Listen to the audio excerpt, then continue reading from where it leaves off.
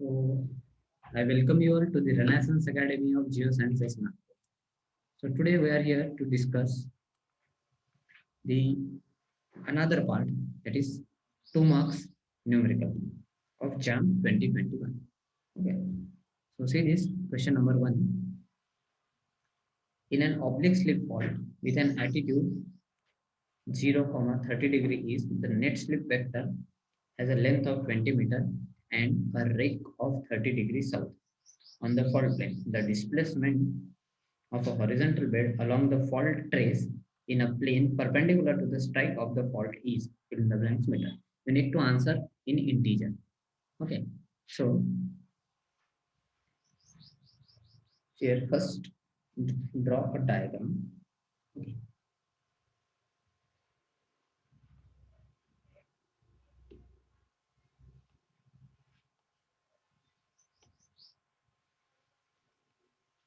So with the help of diagram, it is very easy to understand because we are talking about oblique slip fault.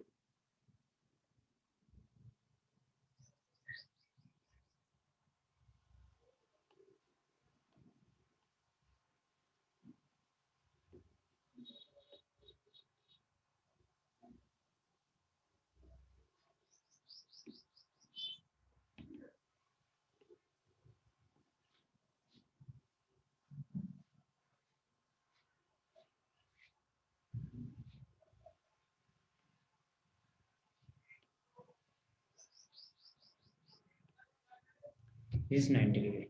Actually, this is your 90 degree. Okay, this is your x that you need to calculate. The displacement of horizontal bed along the fault trace in a plane perpendicular to the strike of the fault. Okay, so like this, you need to make this triangle. इस तरह से आप बनाओगे. Now you know the 30 degree east. Okay, deep is 30 degree, so let's say this is your deep theta. This is your 30 degree. Okay, then the net slip vector. Okay, so this is your net slip vector, which is given 20 meter. Now you know the basic trigonometric function. Pandit Badri Prasad Pandey Har Har Bhule. This is the trick. Okay. So first ratio denote the value of sine. So perpendicular upon hypotenuse, you have perpendicular side opposite to theta, hypotenuse 20. So use sine theta is equal to x by 20, perpendicular upon hypotenuse. So sine 30 is equal to x by 20. Sine 30 is half is equal to x by 20. Calculate, so you will get x is equal to 10 meter. Okay. X is equal to 10 meter. Like this, you need to solve. Okay. Then next question.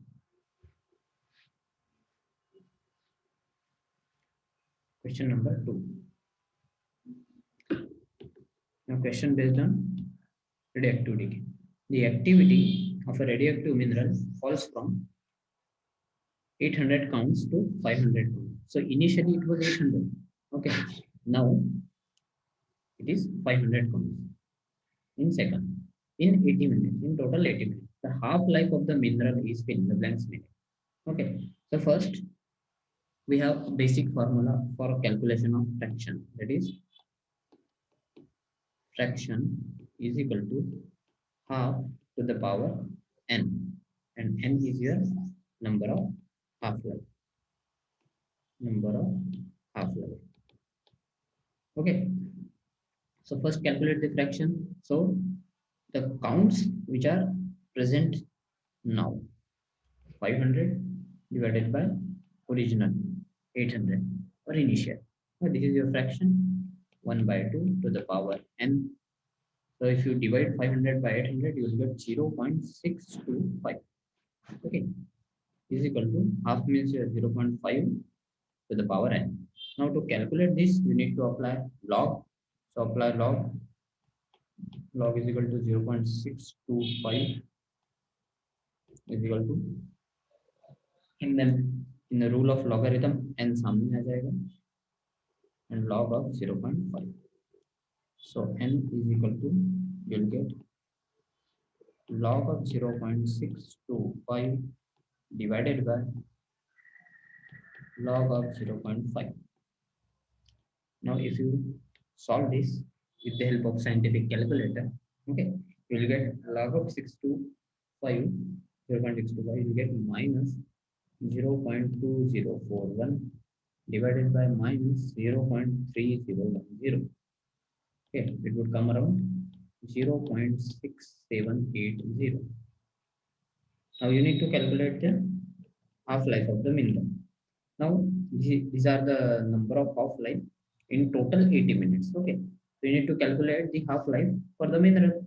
So 80 minutes divided by number of half, it is 0.6780. So if you divide this, you will get 117.99.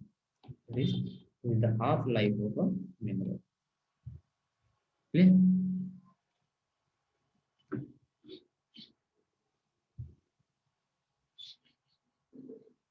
Then next, question number 3.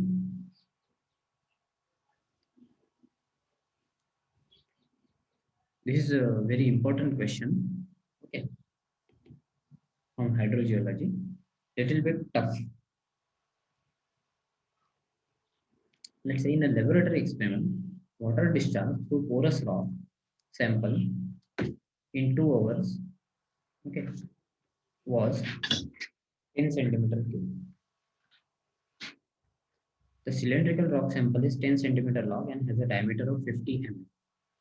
If the discharge occurred at a constant head of 300 centimeter, the coefficient of permeability of the rock sample is, okay. So coefficient of permeability is nothing but your K, conductivity. Okay. Now with the constant head. Okay. So if you know the concept or the basic formula, that is Q is equal to KAR. Okay, Darcy law. Basic formula for Darcy law, Q is equal to KAR. Okay, you need to calculate K here. So K is equal to Q divided by A. Okay, so I is your thermal gradient. Now I is your delta H by L. This is the formula for I. Delta H is your actual head loss. Okay, head loss divided by length of flow path. Length of flow path. Okay, so if you calculate I from here, so I is the delta H. Let's say first write down the given values. Okay, so your delta H is given, that is 300 centimeter. Okay, constant head of 300 centimeter. Then your length. Okay, the cylindrical rock sample is 10 centimeter long, means length is 10 centimeter. So I is your gradient. Okay, gradient को unit नहीं रहेगा. Okay, so here you can see CM get cancelled. You will get value of I is 30. Then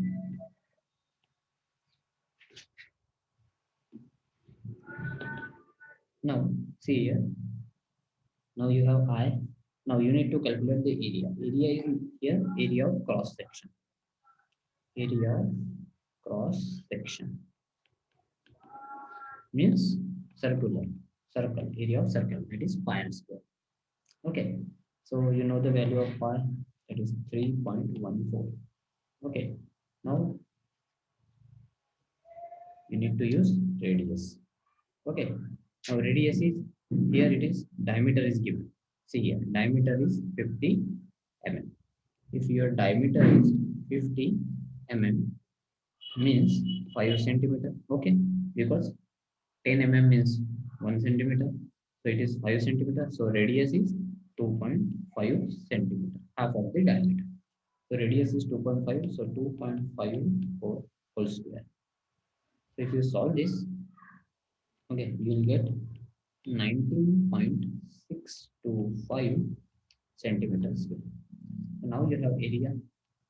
Okay, you have value of I. this gradient. Now you need to calculate first Q. Okay, now you know the value of Q. Okay, Q is V by T, discharge per unit time.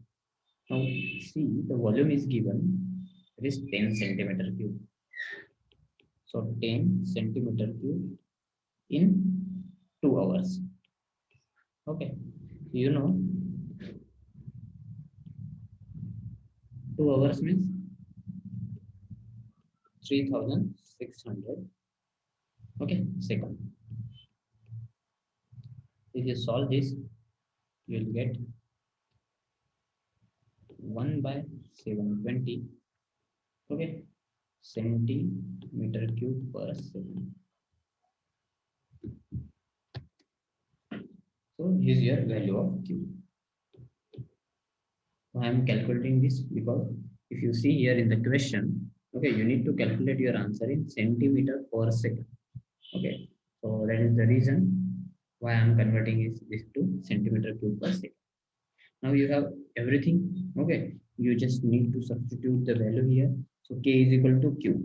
Q means 1 by 720, that is centimeter cube per second, divided by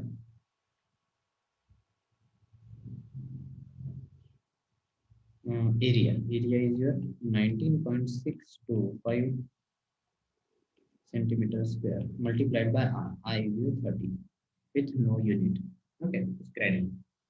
Now solve this. Okay, centimeter square get cancel. Now you will get only centimeter per second. Now unit आ गया आपका. Okay, so यहाँ से हम confirm कर सकते हैं कि हम जो कर रहे हैं वो सही है. K is equal to 1 by 720 multiplied by 19.625 multiplied by 30.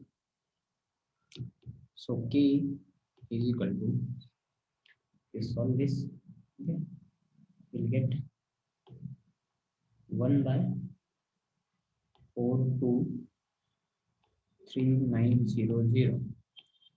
After dividing this, we'll get 0.50236. Okay, if you convert this, we'll get 2.36 multiplied by 10 to the power minus 6 centimeter per second. So 10 to the power minus 6 already given. So answer is 2.36. Okay.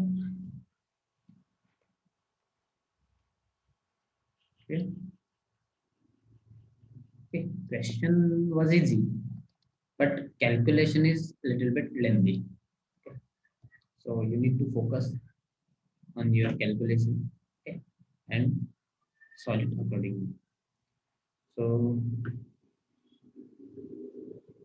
next question. Question number 4. This question number 4.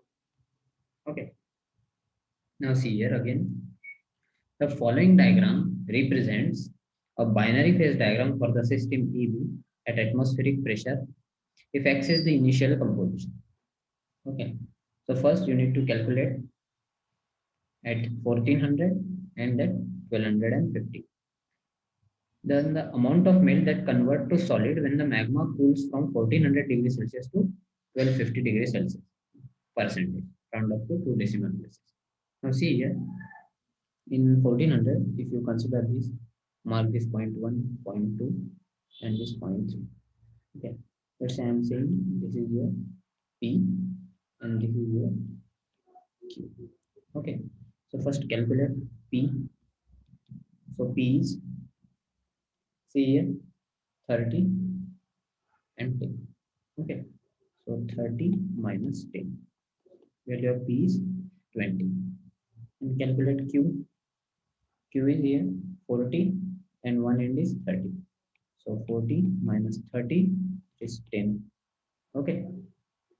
Now total is 20 plus 10 equal to 30. Okay. So now melt. So what is the formula for melt proportion? Okay. The part which is attached to the solidus. This is your solidus. Okay. This is your solidus and this is your liquidus. Okay. is your liquidus, and this is your solidus. Okay, so part which is attached to the solidus will give you the proportion of melt. So P. So your formula should be P upon P plus Q multiplied by 100. Value of P is 20 upon total 30 multiplied by 100. Okay, so 20 by 30 multiplied by 100. If you calculate this, you will get 66.66%. Okay, so this is at 1400 temperature. Okay, now calculate at 1250 degrees Celsius. So at 1250 degrees Celsius, see here, mark this point. I will different color. Mark this point. So here, this is second point. This is third. Let's say this is your x and this is your y. Okay, so first calculate your x. So x is here, see here, this line is 30, this point is 25. So x is 30 minus 25 gives 5. Y is, you see here, this is 75. Okay, and this is 30. Okay, so 75 minus 30 come around 40. Now total, that is x plus y. So 5 plus 45, 50. Now again, melt proportion, the part which attached to the solidus. So x upon x plus y multiplied by 100. So x is 5 upon 50 multiplied by 100. Okay, so 50 to the 100, 5 to the 10. You will get 10%. Okay, now initially at 1400 degrees Celsius, it was 66.66, and now the melt proportion is 10%. So how much amount of melt that convert to solid? Nothing but the difference of both. Okay, so melt percentage, okay, that converted into solid. That converted into solid. That is 66.66 minus 10. It will come around 56.66 or 67%.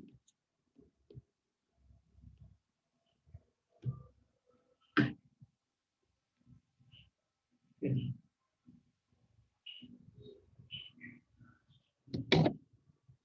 Then moving on to next question. Question number 5.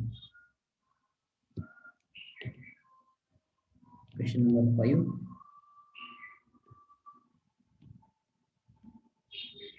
The following table shows modal abundance. Okay, so modal abundance of a mineral composition data of a plutonic igneous rock. The amount of SiO2 in bulk composition of the rock is fill in the blanks percentage. Round up to 2 decimal places. Now see, modal abundance is given, and you need to calculate the bulk composition of SiO2. Amount of SiO2 in bulk composition of the rock. Okay, so just focus on these two quantities. Okay, no need to look at this value of CaO and MgO. Okay, so only with bulk composition. Bulk composition is equal to, see, 45%. Okay, 45%. Percent means 1 upon 100. So 45 multiplied divided by 100. Percent means 1 upon 100. Multiplied by value of SiO2. Weight percentage of SiO2. That is 34 for olivine. Then abundance for cyanopyroxene is 35%. Means 35 upon 100 multiplied by 55. Weight percentage of SiO2 plus orthopyroxene 20% means 20 upon 100 multiplied by 58. Okay, so if you solve this, you will get 15.3 here plus 19.25 plus 11.6. After addition of this, you will get 46.15%.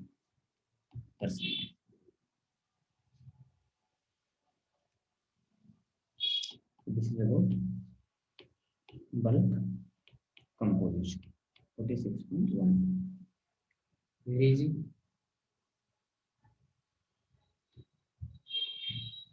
Then moving on to next question. Question number 6. Okay. First here, refer the schematic sketch given not to scale. Assume average saturated density of the oceanic crustal rock is 3200 kg per meter cube. Density of the ocean water is 1000 kg per meter cube, and acceleration due to gravity is 10 meter per second. The overburden pressure at a point P located 2 km below seabed and 4 km below the ocean surface is in megapascal MPa. Okay, we need to calculate for ocean as well as for surface. Okay, so let's say first calculate for pressure for ocean. So you need you know the formula for pressure. So P is equal to rho GH. Okay, so for ocean, density of oceanic crustal rock, okay, is 3200, and density of ocean water is 1000. Okay, we are calculating for ocean water. Okay, so consider density 1000 kg per meter cube multiplied by gravity 10 meter per second square multiplied by h. Okay, so h of ocean water is given, that is 2 kilometer. Okay, so 2 kilometer means 2000 meter. 1 kilometer is equal to 1000 meters, so right, 2000 meter here. Now meter cube and meter square. Now you know you have remaining kg per meter per second square. Okay, so 1000 multiplied by 10 multiplied by 2000, you will get 20 multiplied by 10 to the power 6. Okay, and kg per meter per second square. This is nothing but Pascal.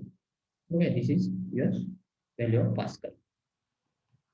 And 10 to the power 6 means mega. So 20 MPa, mega Pascal. Yeah.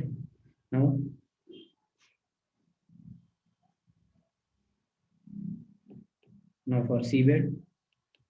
Okay, pressure at seabed, not surface, pressure at seabed.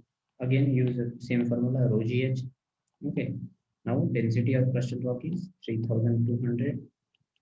Again same, kg per meter cube multiplied by 10 meter per second square multiplied by depth is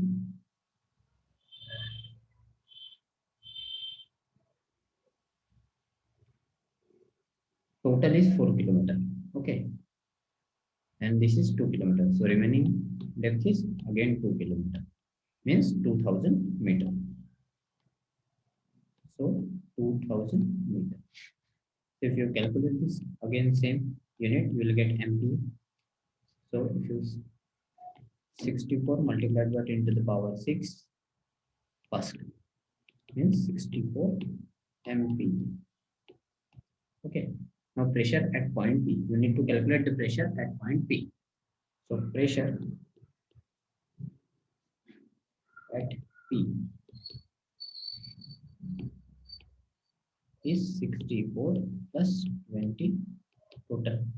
Okay, you'll get 84 MPa. So 84 MPa megapascal is your final answer. So what we have done, pressure यहाँ पे निकाला, फिर यहाँ पे निकाला और दोनों का एडिशन कर, to get combined pressure at point P. Clear?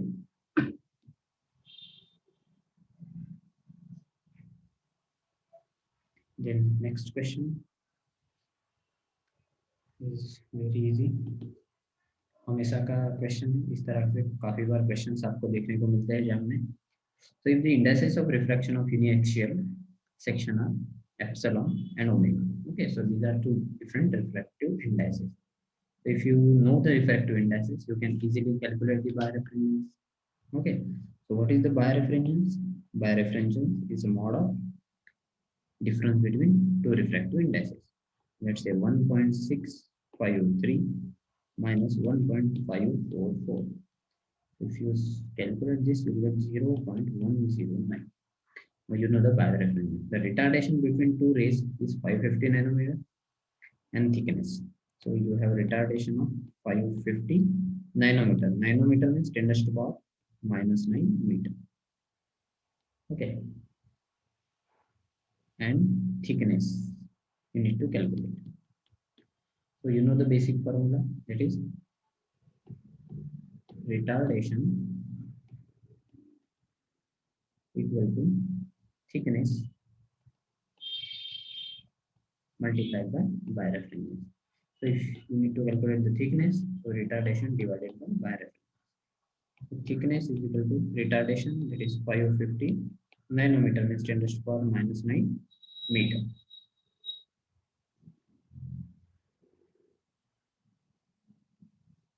Divided by reference is 0.109.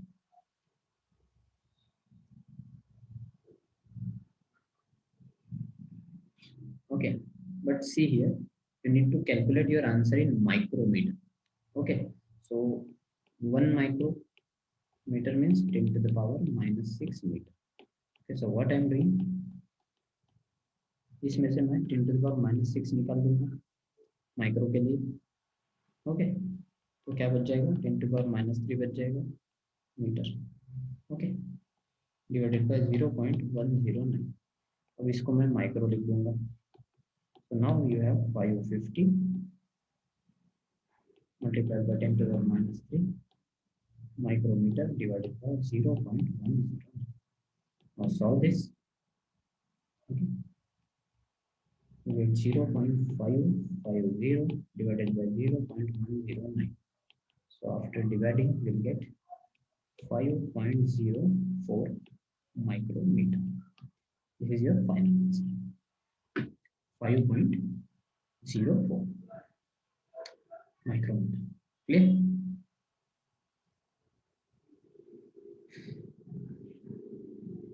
Next question. Now see, a crystal lattice parameters A, B, and C, angstrom particular respectively, a plane intercept on A, B, and C axis. Okay, you know that. So for calculation of such type of numerical, first you need to know the formula, that is basic formula. Base parameters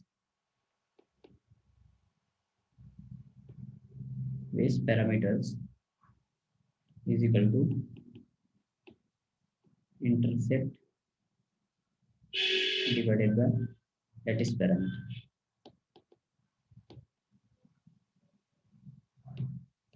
Okay, always remember this formula. So we are calculating for axis ABC.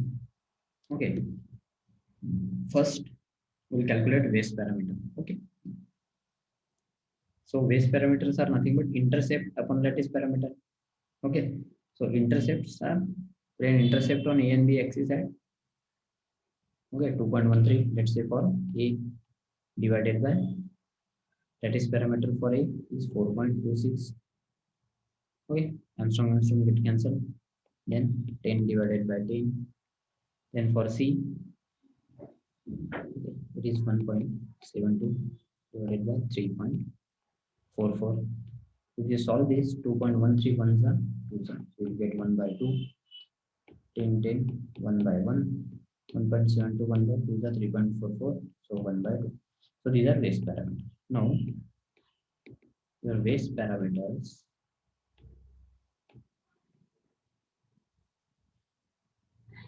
are reciprocal of Miller indices, or you can say Miller indices are reciprocal of base parameters. Okay, vice versa. So you need to reciprocal. You need to take reciprocal. So 1 by 2 का reciprocal 2, 1 by 1 1, 1 by 2 2. So 2 1 2. These are your final Miller indices.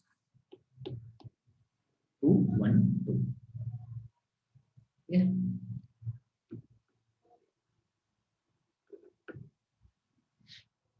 Question next.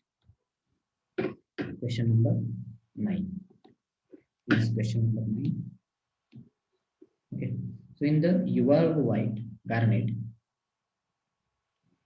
Ca dipositive Cr plus 3, Si plus 4, O12. Ca is in cubic coordination. Okay. Cr is in octahedral coordination and Si is in tetrahedral coordination. The electrostatic bond strength of the Ca plus 2 central ion is round up to 2 decimal places. So first you need to focus on electrostatic bond strength. Electrostatic bond strength is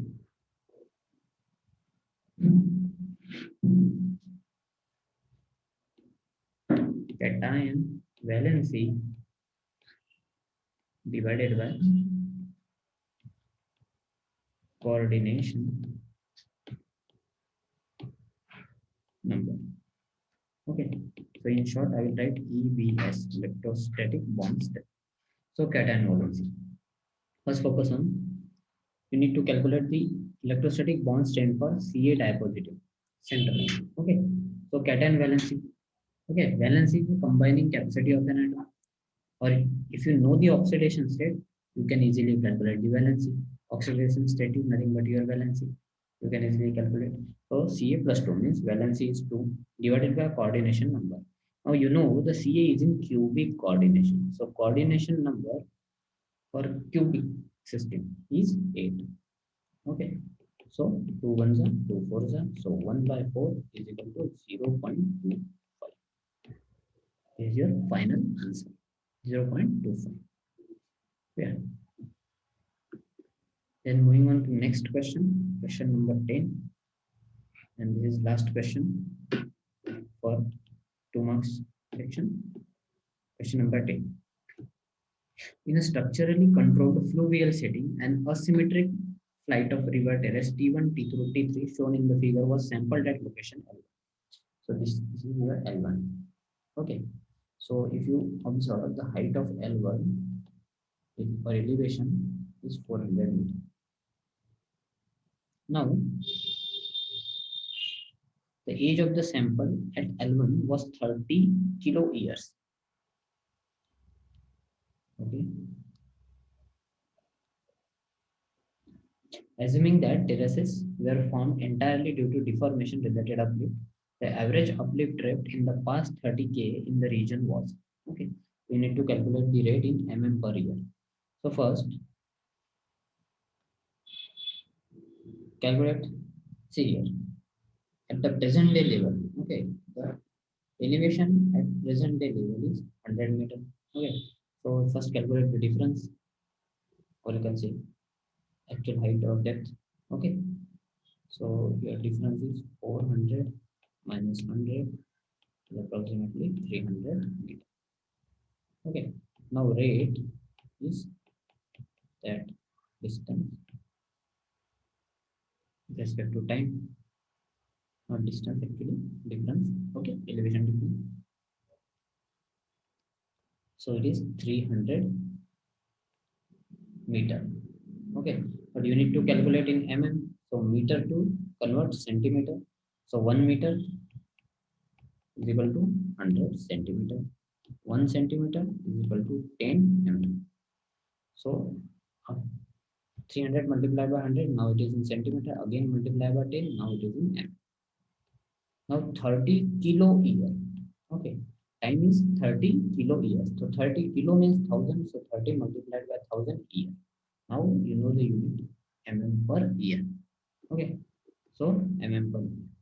If you calculate this 1, 2, 3, 4, 1, 2, 3, 4, 3 by 30, you will get 30 by 3, 10 mm per, so 10 mm per year is your final answer rate. Here. So these are the 2 marks questions of JAM 2021. Okay.